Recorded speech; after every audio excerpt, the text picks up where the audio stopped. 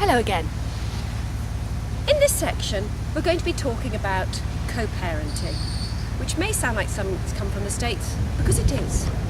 It is the idea that parents need to bring up their children together in a co-parenting way. And this is about working together cooperatively and effectively to achieve goal. And goal is, Emily? Happy children, sensible adults. Well-balanced, happy children. Oh, and the benefits to you of not bickering and fighting all the time. Makes life easier for you too. This isn't about the relationship that mother and father had together that presumably didn't go to plan. This is about the relationship going forward between mother, father and children.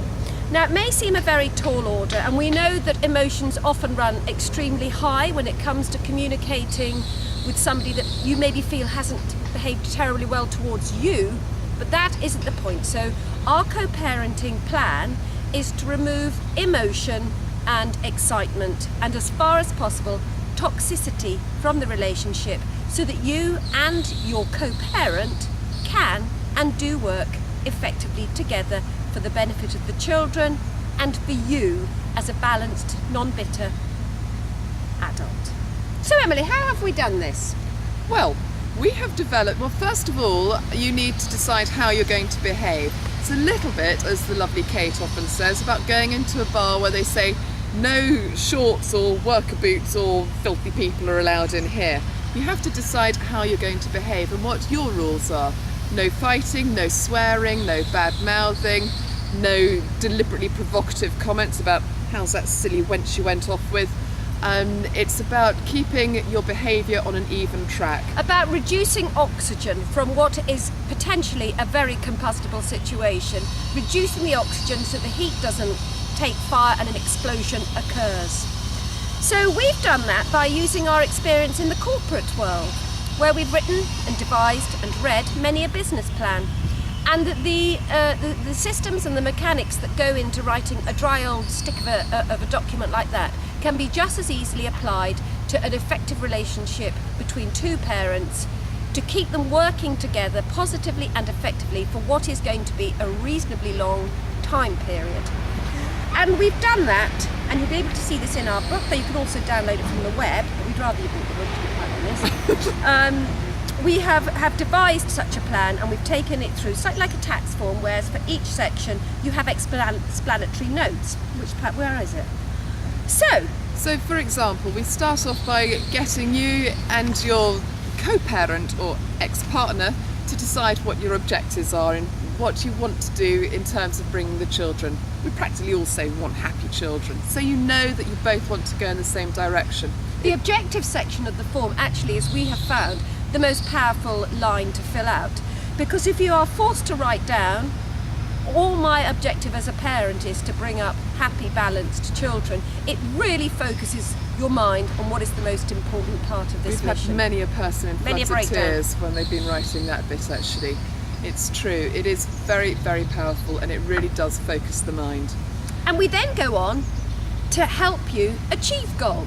And as in a business plan, there are agenda items that you'll be going through on a regular basis, how you raise grievances or communication methods. What's the best way of talking to each other? What's the best method to use? What are the key dates in a diary? When doing the schedule, organising the timetable, access to children, when birthdays are, how you're going to celebrate, how you're going to divide, how, if you can't bear talking to each other, you're going to get a communication channel going and working. All those sorts of things that you will agree. Do it somewhere, you need to both do it, you need to both discuss it, and you need to both agree it. And what is so great about using the form that Emily and I have created is that there's no hidden agenda that you feel, oh, she's only written that about Christmases because Christmas is always a flashpoint. These are things that we have brought up. So if you can't agree, or if they're a flashpoint, then you blame us. But they're things that we think are required and maybe are concerning one person or the other and need resolving. And really, they're all very business-like, so they take out any of the angst. But the most important thing that Kate often bangs on about, which is completely true, is that you won't agree everything. There will still be arguments, but focus on the things that you do agree on, and then just revisit and slowly, discuss, debate, or just and come let back it go. to things. Let it go. But you'll find that as the months and the years, and this is a maybe even a decade-long project, as the years go on, could be at least.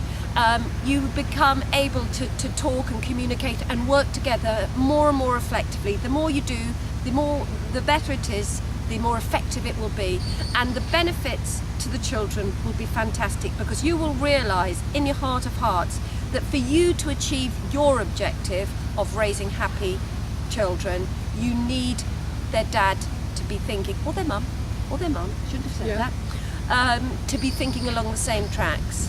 And from a personal point of view, the bit that I find the most useful about the co-parenting thing is that it makes you set dates for when you're going to talk to each other. It's very easy just to let things slide, oh, isn't it? really, really easy, because let's face it, none of us really, really want to do this. No, we don't. We really don't want to meet up. We don't really want to have to deal with it. And this But co-parenting Emily, form, we all really, really want the results. we do want the results. It's a... What? So should we finish? Shall we finish? No, sorry, that was really interesting what you were saying. Yeah, let's finish. And another thing about the co-parenting no, let's thing. not, because Kate has something to say now, which is clearly much more interesting. What would you like to add, my Well, I love? was going to go on about grandparents a Were bit and you? other people. Oh, Because once other people get to realise the way of the world, that you're doing this together, and you're not going to be bitching about each other, because it's just best to stop. Because once you get into that habit, it's very easy to stay in that habit.